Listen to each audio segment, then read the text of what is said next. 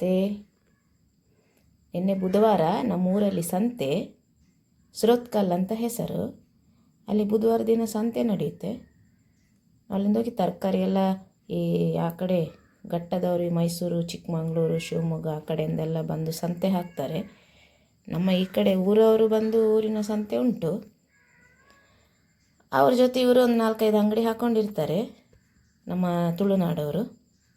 ಮತ್ತೆಲ್ಲ ಇದು ಆ ಕಡೆದ್ದು ತರಕಾರಿ. ಸಂತೇನು ಕಡಿಮೆ ಬೆಲೆ ಏನಿಲ್ಲ, ಅಂಗಡಿದ್ದೇ ರೇಟು, ಸುಮ್ಮನೆ ಹೆಸರಿಗೆ ಮಾತ್ರ ಸಂತೆ. ಆದರೆ ನಾವು ಹೋದ ಕೂಡಲೇ ಒಂದೇ ಸಲ ಎಲ್ಲ ಸ್ವಲ್ಪ ತರಕಾರಿ ತರ್ಬೋದು, ಒಂದು ವಾರಕ್ಕಾಗೋಷ್ಟು ಅಂತ ನಾವು ತಗೊಂಡು ಬರೋದು. ಸಂತೆ ಅಂದರೆ ನಿಜವಾಗಿ ಅಂಗಡಿ ರೇಟಿಗಿಂತ 10 ರೂಪಾಯಿ 5 ರೂಪಾಯಿ ಕಡಿಮೆ ರೇಟಿಗೆ ಮಾರೋದೇ ಸಂತೆ. ಆದರೆ ಈಗ ಸೇಮ್ ರೇಟ್ ಆಗಿದೆ. ಅಂಗಡಿಯಲ್ಲಿ ಟೊಮೆಟೊಗೆ 40 ರೂಪಾಯಿ, ಸಂತೆಯಲ್ಲಿ ಕೂಡ ಅದೇ 40 ರೂಪಾಯಿ.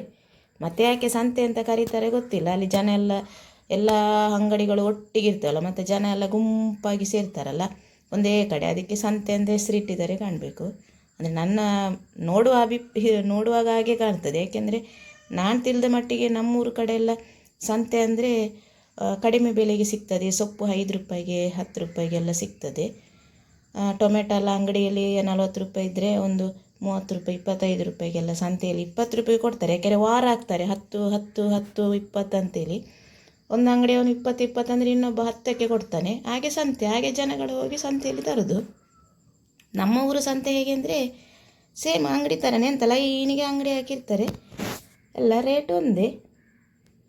ಆದರೂ ಮಂಗಳೂರಿನವರು ಕಾಸ್ಟ್ಲಿ ಅಲ್ಲ, ಹಾಗೆ ಎಷ್ಟು ರೇಟ್ ಇದ್ದರೆ ಕೂಡ ಹೋಗಿ ಪರ್ಚೇಸ್ ಮಾಡ್ಕೊಂಡು ಬರ್ತಾರೆ. ಇಲ್ಲಿ ಯಾರು ಚೌಕಾಸಿ ಮಾಡೋದಿಲ್ಲ. ನಮ್ಮ ಹಳ್ಳಿ ಕಡೆ ಎಲ್ಲ ನಾವು ಚೌಕಾಸಿ ಮಾಡ್ತೇವೆ, ಇಲ್ಲಿ ಯಾರು ಮಾಡಲ್ಲ. ಇಲ್ಲಿ ಹೇಳಿದ ರೇಟನ್ನು ಕೊಡೋದು, ತಗೊಂಡು ಬರೋದು. ನಮಗೂ ಅದೇ ಅಭ್ಯಾಸ ಆಗಿದೆ. ನಾವು ಇಲ್ಲಿ ಎಲ್ಲ ಹುಟ್ಟಿ ಬೆಳೆದದ್ದು, ಹಾಗೆ ನಮಗೆ ಕೂಡ ಅದೇ ಅಭ್ಯಾಸ. ಇನ್ನು ನೋಡಿ, ಕೊತ್ತಂಬರಿ ಸೊಪ್ಪು ಇದೆಲ್ಲ ನಾನು ರಾತ್ರಿ ತಂದದ್ದು, ಹಾಗೆ ಫ್ರಿಜ್ಜಲ್ಲಿ ಇಟ್ಟಿದ್ದೆ.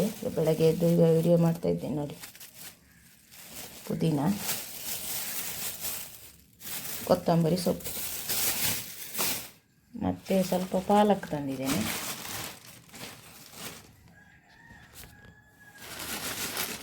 ಪಾಲಕ್ಕು ಇದು ಬಂದು